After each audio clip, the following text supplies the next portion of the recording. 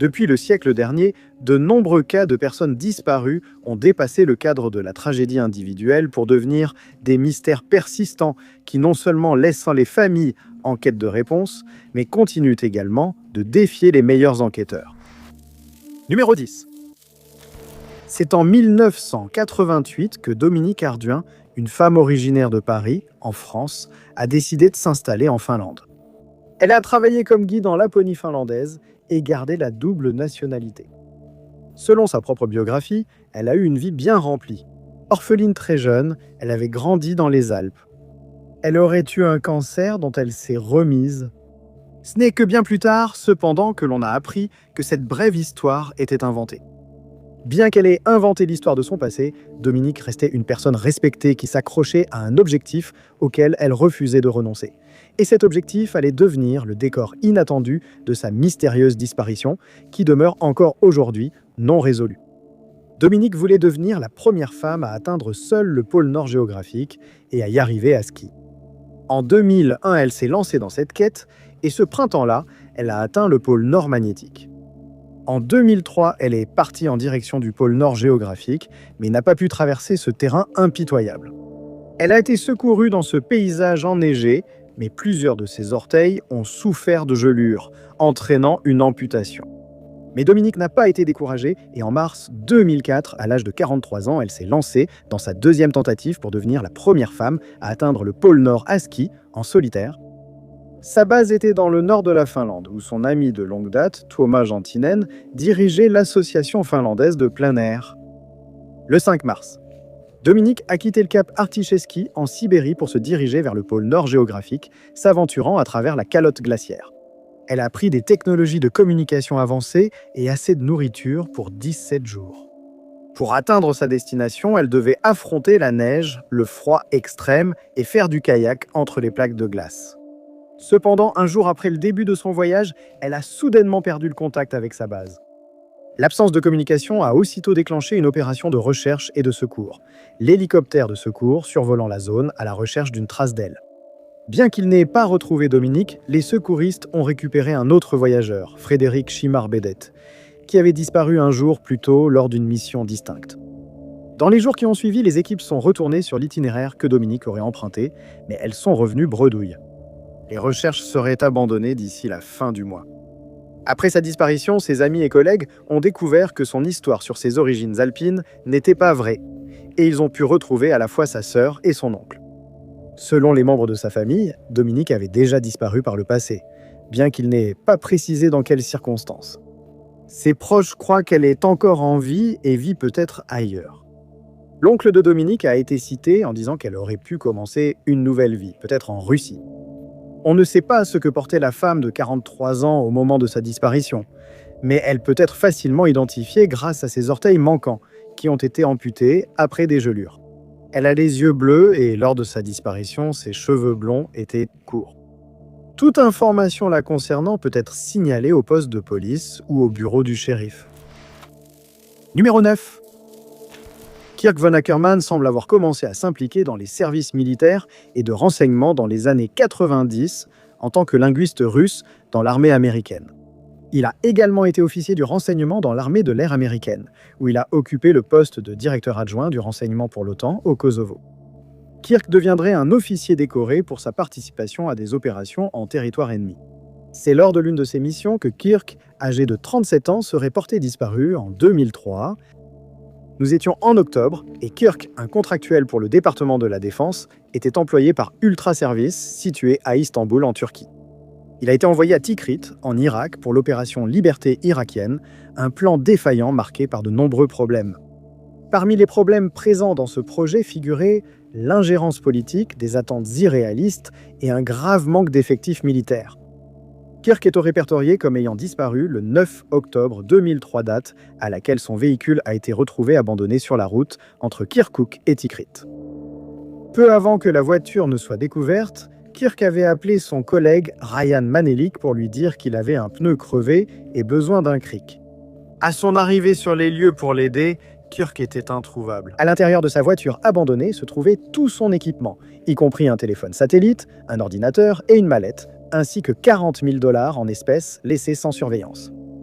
La principale unité de lutte contre la fraude à la passation de marché du USA-CDC enquêtait sur la disparition de Kirk, ainsi que sur un incident malheureux impliquant Manelic, survenu seulement 2 mois plus tôt. Selon le père de Manelic, il avait reçu un email de son fils le laissant entendre. Il soupçonnait que ses collègues chez Ultra Service, dont le site web affirmait avoir réalisé pour 14 millions de dollars de transactions avec le Pentagone, pourraient être impliqués dans des activités frauduleuses avec les responsables des marchés de l'armée américaine. Un email écrit par Manelic laissait entendre qu'il craignait pour sa vie, mais il n'a pas précisé pourquoi.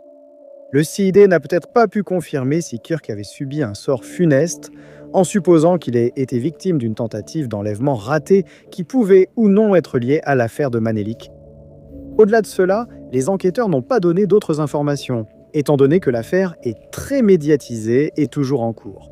Kirk figure parmi les 5 sous-traitants du département de la Défense portés disparus depuis le début de l'opération Tempête du désert. Sa disparition reste une source de controverse, décrit comme un homme caucasien de Moss Beach, Californie. Il laisse derrière lui une épouse et 3 enfants, et il était le directeur de Siebel Systems à San Mateo, en Californie. L'enquête sur sa disparition est toujours en cours et toute information le concernant doit être transmise à l'agence de police la plus proche ou au bureau du FBI. Numéro 8. Debout parmi un groupe de frères et sœurs se trouve Immaculate Mary Basil, une femme autochtone canadienne née de Patricia et Samuel. Elle a 3 frères, dont Nick, Peter et Travis, ainsi que 3 sœurs, Crystal, Ida et Samantha. Selon ses proches, Immaculate, souvent appelée Maki, était plus proche de ses 2 jeunes sœurs, Crystal et Ida, qui la décrivaient comme une personne attentionnée. Elle aidait de toutes les manières possibles quand quelqu'un lui demandait. Maki est née le 8 décembre 1985, le jour de la fête catholique de l'Immaculée Conception, ce qui serait à l'origine de son prénom. Ayant grandi en famille d'accueil avec ses sœurs, leur lien est devenu indéfectible. Ses proches la décrivaient comme une personne introvertie et elle assistait rarement à des fêtes, elle ne buvait pas et ne consommait pas de stupéfiants récréatifs. Elle préférait plutôt rester à la maison, faire le ménage, décorer ou passer du temps en ligne et avec son jeune fils. C'est à cause de ce comportement introverti et de cette personnalité prudente que sa famille a été déconcertée lorsqu'ils ont appris qu'en 2013, elle était sortie seule à une fête. Un événement qui allait devenir le cadre inattendu de sa disparition. C'est le 13 juin que Maki a quitté son domicile et s'est rendue à la réserve Tachi pour assister à une fête chez quelqu'un. On ignore publiquement qui d'autre était présent à la soirée ce soir-là. Seules 2 personnes ont été nommées. L'une de ces personnes était Keith, le cousin de Maki qu'elle a retrouvé ce soir-là. Elle aurait aussi été vue avec un homme nommé Victor, également connu de la famille. Vers minuit, le 14 juin, Maki quitte la fête avec Victor et Keith pour se rendre dans une cabane située près de Kuja afin de récupérer une boîte en fer rouge. Ils ont voyagé ensemble dans un camion blanc et bleu et c'est durant ce trajet que des circonstances inconnues ont conduit à la disparition non résolue d'Immaculate Basil. C'était la dernière fois que quelqu'un la voyait ou avait de ses nouvelles. Apparemment, Victor a été vu à Tachi 10 heures plus tard et ses vêtements étaient trempés jusqu'à la poitrine. Ce jour-là, Maki n'a pas répondu aux appels de sa sœur inquiète. 3 jours plus tard, après plusieurs appels à des connaissances, la famille a signalé la disparition de la mère d'un enfant à la GRC.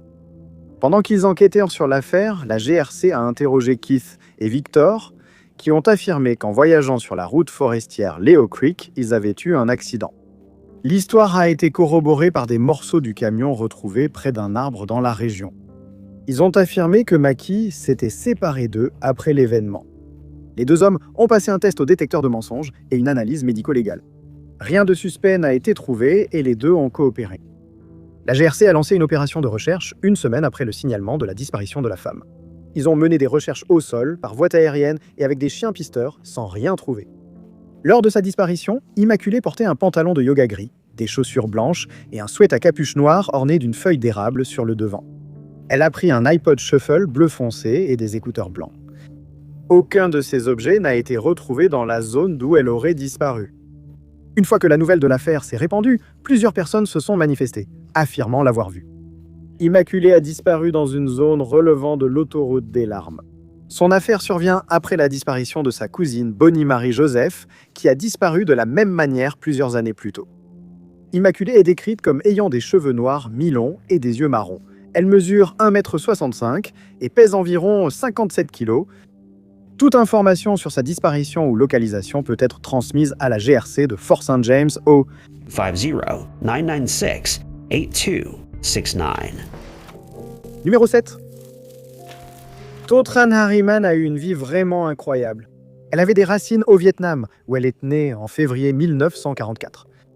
Elle a grandi dans la région sud du pays, où elle a été élevée à Ta Ninh, une ville près de Saigon. Sa maison était sur les rives du fleuve Saigon, un paysage qui lui a donné plus tard une affinité pour la vie au bord de l'eau. À l'âge de 22 ans, elle a donné naissance à son premier fils, Min. Plus tard cette année-là, elle a perdu son mari à cause de la guerre du Vietnam. Puis en 1968, elle a rencontré un soldat américain, Clinton Harriman, officier de la marine marchande des États-Unis. Clinton et Todd sont tombés amoureux immédiatement et se sont mariés lors d'une cérémonie vietnamienne traditionnelle. Ils ont construit une maison à la campagne de Tay Ninh et ont eu une fille, Tu Hong. Mais à cause de la guerre, le couple devait trouver un plan pour protéger leur fille, car son origine mi-vietnamienne, mi-américaine en ferait une cible. Cet effort a donc amené la famille à se déplacer d'un endroit à l'autre, y compris sur les plages rocheuses de Casco Bay dans le Maine et dans les eaux peu profondes du golfe du Mexique, dans la continuité de cette vie, au bord de l'eau où ils menaient une vie colorée et heureuse. To faisait du bénévolat dans des hôpitaux pour réfugiés en tant qu'interprète en vietnamien. Et elle gagnait bien sa vie, envisageant même d'acheter des biens immobiliers supplémentaires au Texas, dans l'espoir de faire de la location et de se rapprocher de son fils adulte et de ses petits-enfants. La maison qu'elle voulait acheter lui offrirait encore une vue splendide sur l'océan. Elle était enthousiaste à l'idée de déménager dans un endroit où elle pourrait renouer avec sa famille et elle avait hâte de créer de nouveaux liens. Elle voulait apprendre la pêche à ses petits-enfants et aider la communauté vietnamienne de sa nouvelle ville. Mais Tot n'aurait jamais cette chance.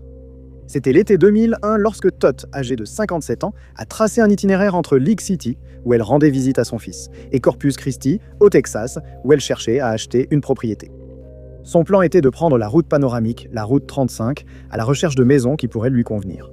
Elle a quitté la maison de son fils vers 5 h du matin le 12 juillet 2001 à bord de sa Lincoln Continental rose courte de 1995 avec la plaque d'immatriculation personnalisée de Floride, Totsi. La voiture portait un autocollant carré PJC à l'arrière et un emblème Navy Seal à l'avant. Vers 8h30 ce matin-là, 3h30 après son départ, l'un des amis de Tot a essayé d'appeler son téléphone portable. Il a sonné 4 fois avant d'aller sur la messagerie vocale, signe que l'appareil était allumé. À 10h30, l'ami a tenté de rappeler, mais l'appel a abouti directement à la messagerie, signe que l'appareil était éteint. Ce soir-là, sans nouvelles d'elle, sa famille et ses amis ont commencé à s'inquiéter. Son fils a appelé l'endroit où sa mère devait passer la nuit, mais Tot n'y est jamais arrivé. Le lendemain, la disparition de la femme serait signalée au commissariat de police. Des recherches approfondies ont ensuite été menées entre League City et Corpus Christi, mais ces efforts n'ont donné aucun indice concernant la disparition de Tot. La Lincoln n'a jamais été retrouvée non plus et demeure tout aussi mystérieusement disparue que Tot. Il n'y a eu au fil des années que quelques bribes d'informations concernant la disparition, mais aucune de ces pistes n'a donné de résultat. Il y a eu plusieurs signalements non confirmés de Tot entre le Texas et la Floride. Des témoins ont aussi déclaré l'avoir vu avec un homme afro-américain inconnu. Il est décrit comme mince et paraissant avoir la vingtaine à l'époque. Il a été aperçu conduisant près de Houston le jour de la disparition de Tot et reste un suspect potentiel dans l'affaire. Selon le service de police de League City, un acte criminel est suspecté. Totran Harriman est une femme asiatique aux cheveux noirs grisonnants et aux yeux marrons. Elle est d'origine vietnamienne et elle a des cicatrices sur l'abdomen, dont l'une est due à une césarienne et l'autre à une hystérectomie. Elle porte également des lunettes. Au moment de sa disparition, elle portait 7 bracelets en or à son poignet gauche, un pendentif en diamant, une chemise, un short et des sandales. Les informations concernant sa disparition peuvent être transmises à la police de League City au 28 133 225 66. Numéro 6. On sait peu de choses publiquement sur le parcours et la vie personnelle de Chastity Reed. Elle est née le 22 août 1978 et résidait à Little Rock, dans l'Arkansas, en 2002. Elle est très appréciée dans sa famille et proche de ses cousins. Ses amis et sa famille l'appelaient parfois Poutine comme surnom. On disait aussi qu'elle avait un problème de santé, bien que la nature exacte de ce problème n'ait pas été précisée. L'histoire de Chastity commence le 26 octobre 2002 lorsqu'elle a passé un appel téléphonique à un membre de sa famille depuis Greenwood, Mississippi. Elle a dit à son proche qu'elle était à Greenwood et comptait aller à Scuba, Mississippi.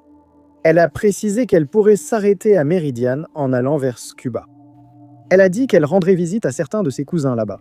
Mais après cet appel téléphonique, il semble que plus personne ne la reverra ni n'aura de ses nouvelles. La jeune femme de 24 ans voyageait dans une Ford Contour turquoise de 1998 à 4 portes lorsqu'elle a disparu.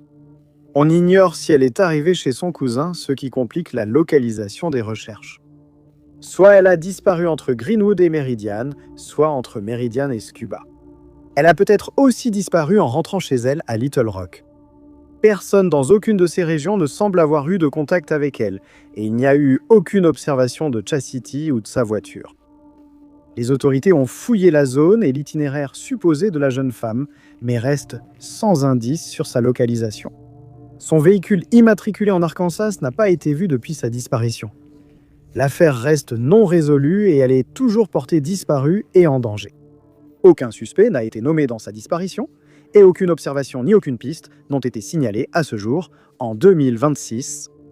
Chastity aurait aujourd'hui 47 ans, souffre d'un problème médical et utilise le surnom Poutine comme nom de famille. Elle a été décrite comme une femme afro-américaine, avec les cheveux noirs et les yeux marrons, mesurant environ 1,70 m et pesant environ 145 kg. Ses 2 oreilles sont percées et au moment de sa disparition, elle portait un pantalon vert extensible et un t-shirt blanc. L'agence chargée de l'enquête est le bureau du shérif du comté de Kemper et ils sont joignables au 60-1753-2255. Numéro 5.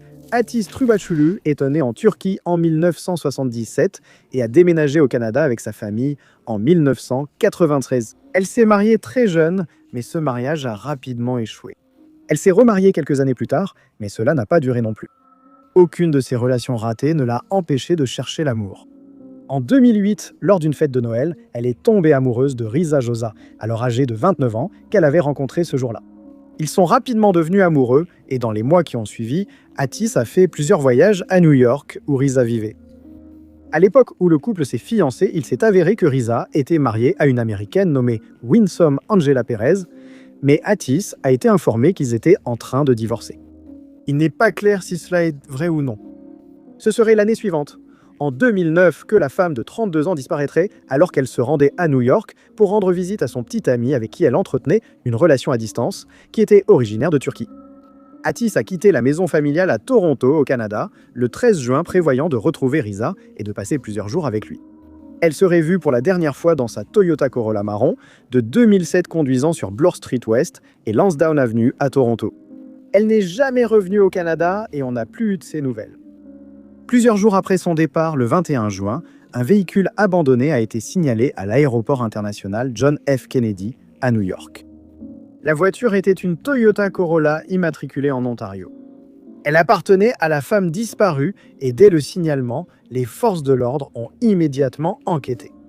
Ils ont examiné comptes bancaires, relevés téléphoniques et Facebook, mais rien n'était actif depuis sa disparition.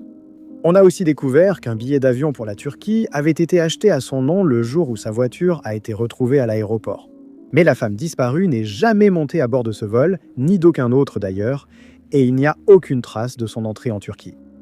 Risa, une immigrée turque qui travaillait comme soudeuse dans une aciérie à Long Island, a quitté les États-Unis peu de temps après sa disparition le 30 juillet. Il retournait dans son pays natal avec un aller simple. Sa femme, Angela, a disparu à la même période. Étrangement, le véhicule d'Angela a aussi été retrouvé abandonné au même aéroport que celui de Atis, 4 mois après le départ de son mari pour la Turquie. Elle a ensuite été retrouvée dans des circonstances malheureuses qui ont poussé la police à déclarer Risa Josa comme personne d'intérêt dans sa disparition, ainsi que dans celle de Atis, la piste criminelle étant fortement suspectée. Mais le suspect potentiel est désormais décédé. Les enquêteurs estiment que Atis n'a jamais quitté New York, mais les indices sur l'endroit où elle a pu finir font cruellement défaut. Sa disparition reste non résolue et elle a été classée comme disparue et en danger. Elle est décrite comme une femme caucasienne aux cheveux noirs mi-longs et aux yeux marrons. Elle mesure 1,55 m et pèse 59 kg. Elle aurait une petite cicatrice sur la joue gauche et a été vue pour la dernière fois en pantalon blanc, chemise blanche et talons hauts noirs. Toute information concernant la disparition de Hadith peut être transmise à l'unité des personnes disparues de la police de Toronto au 416 887 1111. Les informations peuvent également être partagées en ligne sur 222tips.com ou sur la page Facebook du service de police de Toronto. Numéro 4, pauvre soi. Son cas fait partie des nombreuses disparitions qui souffrent malheureusement d'un manque d'informations, ce qui mène l'enquête à une impasse, et obligeant les enquêteurs à ne compter que sur l'aide du public, qui, à son tour, dépend des informations fournies. Le cas de Pour ne donne que les informations de base. On ignore presque tout de ses antécédents, éducation, origine et vie privée. Le public a reçu une description sommaire de l'apparence de la femme disparue et une chronologie des événements menant à sa disparition. Le manque d'informations ne change rien. Elle reste une personne disparue dont le cas mérite d'être examiné. C'était le 12 mars 2002 lorsque Pour, qui avait 22 ans à l'époque, a été vue pour la dernière fois à Minneapolis, dans le Minnesota. On ne sait pas dans quelles circonstances elle se trouvait dans cette zone, ni si elle y résidait, mais c'est à partir de là qu'elle a disparu et qu'on ne l'a plus jamais revue ni entendue. Une semaine après le signalement de sa disparition, son véhicule, dont la description reste inconnue, a été retrouvé abandonné. On ignore où et comment le véhicule a été retrouvé, mais la femme disparue n'était ni dedans, ni à proximité. La découverte du véhicule marque la fin de la chronologie de l'affaire de Pour, le service de police de Brooklyn Center poursuivant son enquête, en se basant uniquement sur des pistes. Les enquêteurs ne peuvent pas dire avec certitude ce qu'elle portait lorsqu'elle a disparu, mais elle aurait aujourd'hui 46 ans et est portée disparue depuis 24 ans. Décrite comme une femme asiatique aux cheveux noirs et yeux marrons lors de sa disparition. Elle mesurait entre 1,45 m et 1,50 m et pesait entre 50 et 54 kg, et on disait qu'elle avait un trait d'eyeliner bleu tatoué sur les paupières inférieures. Ses cheveux étaient un peu plus longs que les épaules au moment de sa disparition. Toute information concernant sa disparition ou son lieu de séjour peut être transmise au service de police de Brooklyn Center au 700 63 500 69 3 1003 133. Numéro 3. Passionné de plein air, randonneur expérimenté, général de division de l'armée de l'air à la retraite. Ce sont des titres qui résument la vie de William Neil McCaslin, ingénieur en astronautique et ancien commandant du laboratoire de recherche de l'armée de l'air. Au cours de sa carrière militaire, William a été affecté au Pentagone en 2007, où il a dirigé la section des acquisitions spatiales au sein du bureau du secrétaire de l'armée de l'air. En 2009, il a été promu directeur des programmes spéciaux au sein du Bureau de la Défense, chargé des acquisitions, de la technologie et de la logistique. À ce poste, il avait accès aux informations les plus sensibles des États-Unis, y compris des connaissances, programmes et capacités non divulguées. Pour ses services, William détient plusieurs décorations et distinctions, dont une étoile de service en bronze, plusieurs grappes de feuilles de chêne, un ruban d'expert en tir aux armes légères et une distinction d'unité méritoire conjointe. Après sa carrière militaire, William a rejoint Applied Technology Associates comme directeur de la technologie. Son lieu de travail se trouve à Albuquerque, au Nouveau-Mexique, où il réside également. William a disparu plus tôt cette année et figure parmi les 11 scientifiques portés disparus sans explication depuis la mi-2024. Toutes ces personnes disparues ont des habilitations de sécurité de haut niveau, rendant leur disparition très préoccupante. Selon les rapports officiels, l'homme de 68 ans a quitté son domicile d'Albuquerque le matin du 27 février 2026, laissant derrière lui plusieurs effets personnels, dont ses lunettes de vue, ses appareils connectés et son téléphone portable. Il n'a plus été vu ni entendu depuis. Le bureau du shérif du comté de Bernalillo, au Nouveau-Mexique, a ce jour-là émis une alerte Silver Alert pour William. Les rapports indiquent qu'on ne sait pas où il se dirigeait, ni ce qu'il portait au moment de son départ. En fouillant la maison, les enquêteurs ont remarqué que quelques objets manquaient, notamment des bottes de randonnée, un sac à dos rouge, un portefeuille, ainsi qu'un revolver de calibre 38 et son étui en cuir. Une opération de recherche a été lancée dans la région, sa maison entourée de falaises et canyons, minutieusement fouillée par des hélicoptères à caméra infrarouge. Les équipes ont survolé la zone de nuit, espérant que leur technologie détecte une signature thermique. Cependant, le temps chaud du printemps a joué contre eux en rendant le terrain difficile. Toute la montagne était illuminée, ce qui rendait difficile de différencier la chaleur des rochers de celle du corps d'une personne. Aucune trace de William n'a été trouvée malgré tous les efforts. 8 jours plus tard, les enquêteurs ont découvert un sweatshirt gris de l'armée de l'air américaine près de la maison d'où William aurait disparu, mais sa famille n'a pas encore confirmé s'il lui appartenait. D'après ce qu'ils ont découvert, les autorités ne peuvent pas dire pourquoi il a choisi de quitter son domicile, ni si quelqu'un d'autre était impliqué. Ils ont aussi consulté des heures de vidéosurveillance sans résultat. Les dossiers officiels sur la disparition de William indiquaient qu'il souffrait de confusion mentale et d'un problème médical non précisé. C'est pourquoi il s'est retiré de plusieurs groupes, la plupart à vocation scientifique. Malgré un déclin cognitif potentiel, William était décrit comme la personne la plus intelligente de la pièce et également très compétente.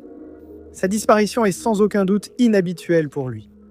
Depuis avril de cette année, ces disparitions font l'objet d'une vaste enquête de la Maison-Blanche sur la disparition de personnalités hautement habilitées, dont la plupart restent non élucidées. À cause de soucis médicaux, les forces de l'ordre craignent pour sa sécurité. William McAslin a été vu pour la dernière fois dans la zone de Quail Run vers 11h du matin le 27 février, se déplaçant dans une direction inconnue. L'homme de 68 ans a été décrit comme caucasien, aux yeux bleus et cheveux blancs grisâtres. Il mesure 1,80 m et pèse environ 73 kg. Il est également connu pour porter des lunettes de vue. Toute information concernant la localisation et les circonstances de cette affaire peut être transmise à l'unité des personnes disparues au 15 05 400 68 7070. 70. Numéro 2. Mary Denise Lance est née en septembre 1964. En 2004, elle avait 2 enfants adultes et vivait à Marshall, dans le Michigan, avec sa famille. La même année, ses parents ont déménagé et se sont installés en Californie. Sa mère, Anita, voulait qu'elle parte avec eux s'installer à l'ouest, mais elle préférait rester au Michigan en attendant de devenir grand-mère. La femme de 39 ans habitait un appartement dans le secteur des 1200 de la rue Arm à Marshall. Elle y habitait avec son fiancé, Christopher Luke Pratt. 2 jours après le déménagement de ses parents en Californie, Mary a disparu de chez elle après une dispute avec Christopher. Elle a été vue pour la dernière fois entre 22h00 et 22h30, le 12 mars 2004. Selon son fiancé, elle lui a dit qu'elle allait faire une promenade et il l'a regardée partir en direction du parking de leur complexe. Elle a ensuite disparu dans l'obscurité.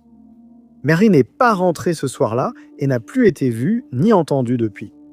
2 jours après sa dernière apparition, Christopher a appelé la famille de sa fiancée en Californie pour savoir si elle était venue. L'appel a certainement inquiété la famille, qui n'avait pas vu Mary depuis leur départ du Michigan. L'alerte a incité le frère de la disparue à signaler sa disparition à la police de Marshall. La police a aussitôt ouvert une enquête les menant à l'appartement que Mary partageait. Ils allaient découvrir qu'elle avait laissé ses clés, téléphone, bague de fiançailles, vêtements et son Dodge Durango en partant. Il manquait à la maison son sac à main en filet blanc que Christopher dit qu'elle a emporté ce soir-là. Il n'y a eu aucune activité sur aucun des comptes de Mary depuis cette nuit-là. Les enquêteurs ont visionné plusieurs heures d'images de vidéosurveillance et une caméra du magasin Marshall Party a filmé Mary vers 18h30, le 12 mars, quelques heures avant la disparition. La famille a ensuite engagé un détective privé qui a déterminé que Mary s'était rendue au magasin de fête avant de retrouver sa fiancée dans un salon à proximité. Des témoins ont entendu le couple se disputer avant leur départ peu après. Elle devait voir une amie ce soir-là, mais quand cette amie est venue la chercher, Christopher a insisté que Mary n'était plus disponible. Les forces de l'ordre ont utilisé des unités cynophiles pour suivre la piste jusqu'à un hôtel proche. Mais à part cela, rien n'avait été trouvé. Christopher a coupé tout contact avec la police et après la disparition de sa fiancée, a été condamné pour plusieurs chefs d'accusation sans lien avec son affaire. Il a été libéré sur parole en 2013, après avoir purgé seulement 6 ans pour un acte criminel, violence domestique, séquestration illégale et altération d'un dispositif de communication. Il a été désigné comme personne d'intérêt sans être nommé suspect dans les rapports officiels. La piste criminelle est envisagée dans la disparition de Mary Lance, qui reste introuvable. Elle a été classée comme disparue et en danger et son affaire n'est pas résolue. Âgée de 39 ans, elle avait les cheveux bruns et les yeux bruns. Mesurait 1,68 m et pesait environ 73 kg. Ses oreilles et son nombril étaient percés. Elle a une cicatrice sur le bras gauche due à la vaccination contre la polio. Et on disait qu'elle portait des lunettes de lecture marron. Son lobe d'oreille droit est déchiré. Il aurait été vu pour la dernière fois avec une blouse d'hôpital bleue à motif d'ours en peluche ou de Bob l'éponge, un pantalon d'hôpital bleu foncé, des baskets sans lacets, une veste marron et un sac à main en filet blanc. Les informations concernant sa localisation peuvent être transmises au service de police de Marshall au 269 781 2000 596. Sex. Numéro 1. Craig Steve Kinner était né le 9 mai 1961 et en 2004, il était marié et vivait dans le Missouri. Au-delà de cela, on ne sait pas grand-chose de son passé et de son histoire personnelle, les prochains événements documentés étant sa disparition soudaine qui a laissé une famille brisée à la recherche d'un être cher. C'est le 3 mars 2004 que l'homme de 42 ans s'est rendu dans le secteur du 700 de la rue Fremont à Washington, dans le Missouri, pour rendre visite à sa mère. Après quelques heures de visite, Craig a quitté la maison de sa mère et lui a dit qu'il allait sauter dans la rivière pour s'amuser. Il a appelé sa femme et lui a dit la même chose. La rivière mentionnée était le Missouri, à environ un demi-mile au nord-est de la rue Fremont. Craig a laissé tous ses effets personnels chez sa mère et est parti, mais on ne sait pas s'il est jamais arrivé à la rivière ou s'il avait réellement l'intention d'y aller. Depuis, personne ne l'a vu ni n'a eu de ses nouvelles. N'étant pas rentré ce soir-là, il a aussitôt été déclaré disparu à la police de Washington. Constatant le danger potentiel pour l'homme disparu, une opération de recherche et de sauvetage a été aussitôt lancée, mais les autorités n'ont retrouvé aucune trace. Les circonstances entourant sa disparition restent floues, et l'endroit où se trouve Craig demeure inconnu. Les forces de l'ordre l'ont déclaré disparu et en danger, son affaire reste non résolue. Malgré les appels lancés au public pour obtenir toute information pouvant aider dans cette affaire, aucune piste n'a émergé et cette épreuve a laissé la famille le cœur brisé. Craig Kinner est décrit avec des cheveux bruns et des yeux bleus. Il mesure 1,65 m et pèse environ 61 kg. Il a des tatouages sur le poignet droit, l'épaule droite et plusieurs autres endroits. D'après sa mère, l'homme disparu portait un jean bleu, un sweat turquoise et un chapeau beige lors de sa dernière apparition. Toute information concernant sa localisation peut être transmise au service de police de Washington au 636 930 1057. Merci beaucoup à vous tous d'avoir regardé. Si vous avez aimé cette vidéo, n'oubliez pas d'appuyer sur le bouton « J'aime ». N'oubliez pas non plus de vous abonner et de cliquer sur la cloche de notification pour rester informé de toutes nos prochaines vidéos. Mais moi, c'est Top 5 Unknowns et je vous retrouve dans la prochaine vidéo.